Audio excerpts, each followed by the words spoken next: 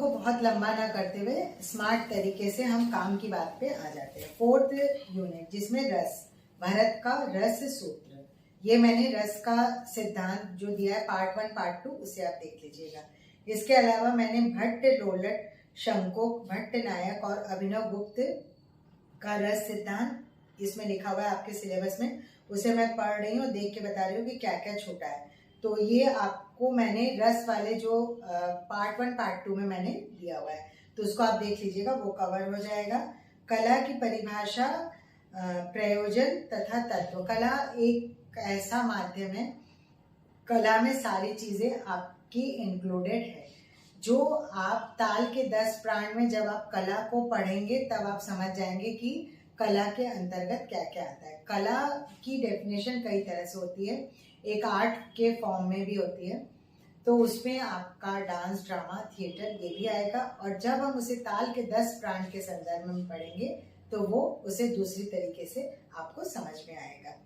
अब हम आते हैं यहाँ पे परफॉर्मेंस, जिसका कि अध्ययन करना है, तथा कला के महत्वपूर्ण सिद्धांतों का परिचय, जिसमें आपके वेस्टर्न फिलोसोफर्स मतलब पाश्चात्य दार्शनिकों, उनका जो प्रतिपादित अनुकरण थिएटर के संदर्भ में, कल्पना के रूप में, सौंदर्य के रूप में, ये कॉमन चीजें हैं।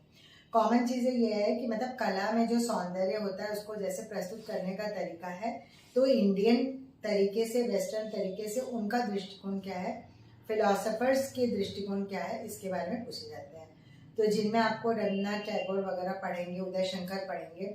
इसके अलावा कई ऐसे वेस्टर्न फिलोसोफर्स हैं, जब आप उनका पढ़ेंगे, उनका जो देखने का तरीका है कला को, उनके दृष्टिकोण को जब आप समझेंगे तो इन आंसर्स को देना आपके लिए काफी आसान हो जाएगा। क्योंकि यहाँ आपके सिलेबस में स्पेशली लिखा हुआ है कि आप दार्शनिकों के बारे में पढ़ें। तो जिन दार्शनिकों का, जैसे कि अरस्तु है, सुकरात है, प्लेटो है, इनके बारे में जब आप पढ़ेंगे, जो फिलॉसफी के स्टूडेंट्स हैं वो जानते हैं, तो वो कला को किस तरह से देखते थे, तो आप खास करके तब फिलॉसफी लेके थोड़ा बहुत उसमें स्टडी कर सकते हैं। जैसे शैव सिद्धांत है, फिलॉसफी के अनुसार, नृत्य के अनुसार कैसा होगा, फिर कॉस्मिक एनर्जी मतलब मीमांसा ज्ञान, ये सब जब आप पढ़ेंगे शॉर्ट में, सब गूगल में दिया हुआ है, थोड़ा थोड़ा करके जब आप उसको पढ़ेंगे, उसको जब कला के साथ आप कंपैरेटिव स्टडी करेंगे तो आपका आंसर मिल जाएगा। अब हम 5th यूनिट में चले आते हैं, जिसमें जो है लिखा है पूर्व एशियाई, जिसमें चीन, जापान, कोरिया, दक्षिणी एशियाई, बांग्लादेश, पाकिस्तान, श्रीलंका, और दक्षिण पूर्वी एशियाई, Indonesia, Thailand, Vietnam, Korea, Cambodia, और म्यांमार, फिलीपींस, लाओस। तो जब हम इसमें सारा पढ़ने की जरूरत नहीं है, कुछ चीजें आप बेसिक पढ़ लीजिएगा जो सबसे ज्यादा पूछे जाते हैं। जैसे श्रीलंका का पूछा जाता है, चाइना का पूछा जाता है, बांग्लादेश और पाकिस्तान का भी थोड़ा बहुत पूछा जाता है, और सबसे ज्यादा कंबोडिया का पूछा जाता है।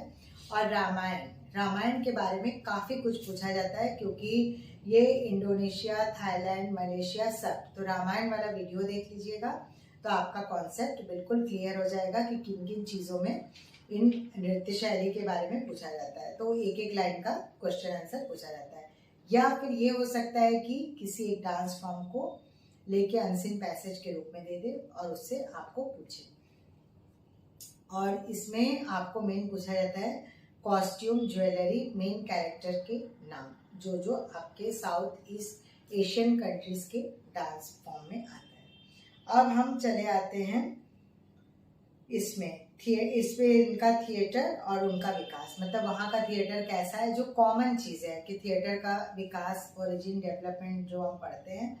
एक बार आप अगर इसको सर्च करेंगे तो आपको ये मिल जाएगा, या फिर आप मेरा रामायण वाला और साउथ ईस्ट एशियन कंट्रीज वाला जो वीडियो उसको देखिएगा, तो उसमें आपको ब्रीफ इंट्रोडक्शन मिल जाएगा, क्योंकि इसके लिए सिर्फ ब्रीफ इंट्रोडक्शन की ही जरूरत है। अब ये यूनिट हो गया परफॉर्मिंग आर्ट्स वाला, मतलब 5 यूनिट तक पूरा परफॉर्मिंग आर्ट्स का है, जो कि सबके लिए कॉमन क्वेश्चन रहेंगे। अब डांस वाले सेक्शन में हम चले आते हैं, जिसमें कालिदास है और शूद्रक है, उसके अलावा और कवियों के बारे में, उनका नृत्य के संदर्भ में क्या ओपिनियन है। तो कालिदास के नाटकों के बारे में मैंने कई बार बताया है, और कालिदास के नाटकों को जब आप पढ़ लेंगे, उनके नाटकों को रूपक कहा जाता है संस्कृत नाटकों को, तो आपको काफ़ी जानकारी मिल जाएगी।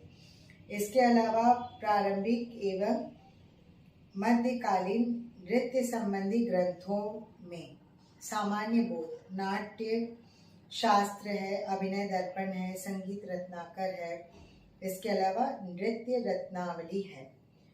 इन सब के बारे में ब्रीफ इंट्रोडक्शन आप पढ़ लीजिएगा, क्योंकि आपके सिलेबस में नाट्य शास्त्र और अभिनय दर्पण सबका कॉमन है।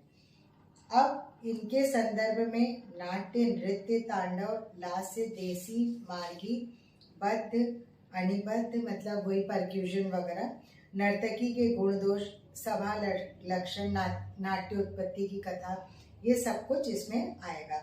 इसके अलावा जो अभिनय दर्पण में है और नाट्य शास्त्र में सभी प्रकार के हस्त और जो पैर के भेद होते हैं उनके बारे में ज़रूर पढ़ लीजिएगा, क्योंकि डेफिनेटली उसमें से हस्त मुद्राओं के क्वेश्चन और पाद भेद यानी पैरों के भेद के बारे में क्वेश्चन पूछे जाते हैं। इसके अलावा मंडल, चारी, अंगहार, अंग प्रत्यंग, उपांग के बारे में डिटेल में पढ़ाया जाता है। तो ये ग्रेजुएशन लेवल में सारे श्लोक में अभिनय दर्पण के दिया हुआ है। तो आपको अगर कुछ समझ में नहीं आता है तो जो श्लोक वाले वीडियोस हैं उन्हें भी आप देख सकते हैं। अब हम चले आते हैं अभिनय दर्पण। अभिनय दर्पण का विस्तृत अध्ययन लिखा हुआ है, जिसमें इसमें अन्य क्षेत्रों, रूपों की प्रस्तावना के रूप में हस्त लक्षण, दीपिका, यह अभिनय दर्पण के अलावा क्या क्या और पढ़ना है वो दिया हुआ है, जिसमें हस्त लक्षण, दीपिका, बलराम, भारतम, अभिनय चंद्रिका, श्री हस्त, मुक्तावली तथा विशिष्ट ग्रंथों का परिचय। अभिनय चंद्रिका में जो हस्त का वर्णन है ओडिसी नृत्य शैली में प्रस्तुत होता है, और हस्त मुक्तावली का जो है कथाकली और मोहिनीअट्टम में प्रयोग होता है। तो इनके बारे में ब्रीफ इंट्रोडक्शन। भारत के नाट्यशास्त्र, शारदा तनय के भाव प्रकाशन, भानुदत्त की रस मंजरी और अकबर शाह की श्रृंगार मंजरी के अनुसार नायक नायिकाओं के भेद और प्रलोभ। नायक नायिकाओं का भेद नाट्य शास्त्र के अनुसार भी पढ़ना है, और इसके अलावा ये जो स्पेशली इनका दिया हुआ है अकबर शाह की रस मंजरी, और इसमें नायक नायिकाओं के भेद और प्रलोभ। तो अवस्था अनुसार नायिका, ये भी मैंने सब कुछ नायक नायिका वाले वीडियो में बताया है, और ये बुक्स के नाम भी मैंने पहले के वीडियो में शेयर किए, तो उन्हें आप देख लीजिएगा। इसके बाद 7th यूनिट में शास्त्रीय नृत्य, जिसमें 8 शास्त्रीय नृत्यों के बारे में ब्रीफ इंट्रोडक्शन वाला मेरा एक पूरा प्लेलिस्ट है। जब आप उसे सुनेंगे तो आपका पूरा ये सेक्शन रेडी हो जाएगा, और वो इस तरह से ब्रीफ इंट्रोडक्शन रेडी किया गया है कि जो मास्टर्स और ग्रेजुएशन लेवल के स्टूडेंट्स को ध्यान में रख के बनाया गया है, ताकि नेट का एग्जाम देते समय कुछ छूटे ना। तो इस वीडियो को जरूर आप देखिएगा। और इसके बाद आता है हिंदुस्तानी और कर्नाटक पद्धति। इसमें जो है कैसे करके दिया हुआ है गायन शैली। तो जब हम भरतनाट्यम के स्टूडेंट्स हैं, उनको कर्नाटक शैली के बारे में जो सप्त ताल पद्धति है, फिर उसके अलावा पंच जातियां हैं, ध्रुव, मध्य, रूपक, झंपा, त्रिपुट, अट्ट, एक ताल, ये तो हो गए सप्त ताल। और जातियां कौन कौन सी हैं? तिश्र, चतुरश्र, खंड, मिश्र, संकीर्ण। ठीक है, तो इसमें क्या क्या आ गया? 3, 4, 5, 7, 9 मात्रा। ये भरतनाट्यम के स्टूडेंट्स जो भी हैं उनको पता है। कथक में आप इंडियन क्लासिकल म्यूजिक, जो कथक के साथ साथ जो तबला लिए हुए उनको भी भारतीय शास्त्रीय संगीत के बारे में ब्रीफ इंट्रोडक्शन पढ़ाया जाता है, और बीपीए के कोर्स में भी कॉमन पेपर में ये दोनों दिया हुआ है। तो उसमें जो है वो झप ताल है, एक ताल है, चौताल है। तो ये सारी चीज़ों को आप बहुत अच्छी तरीके से एक एक बार पढ़ लेंगे तो आपका काम हो जाएगा। अब हम चले आते हैं इसमें, इसका जो आपका चल रहा है ये यूनिट 7th वाले में, इसमें किनका नाम दिया हुआ है, कुछ प्रमुख लोगों का जो महान कवि और दार्शनिक के रूप में जाने जाते हैं, जिनको गुरुओं की उपाधि दी गई है, जिनमें जयदेव जी है, नारायण तीर्थ, सूरदास, मीराबाई, तुलसीदास, वर्णमाली दास, क्षेत्रज, श्रीमंत, शंकरदेव, गोविंद दास, विद्यापति तथा अन्य सम्मिलित और का संक्षिप्त अध्ययन।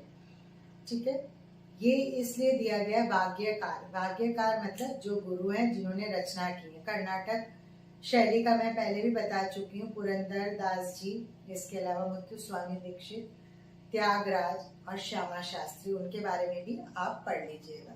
तो ये सबका इनका कंट्रीब्यूशन, इनकी रचनाएं, इनके पद, इनका म्यूजिक, ये सारी चीजें आपको शास्त्रीय नृत्यों में देखने के लिए मिलेगी।